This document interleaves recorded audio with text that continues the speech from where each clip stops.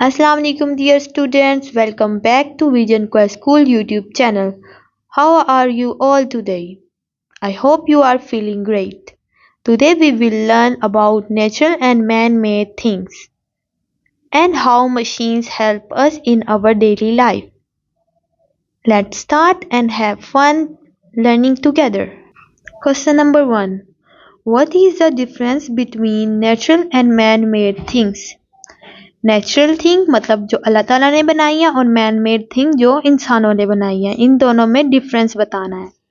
Answer, natural things are made by the magic of nature. Natural things जो होती हैं वो अल्लाह ताला ने बनाई हैं।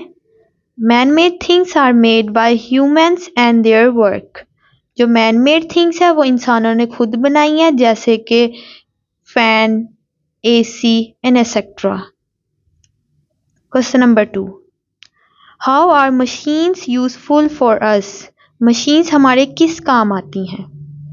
Answer, machine makes our work easy. Machine हमारा काम बहुत आसान बना देती हैं।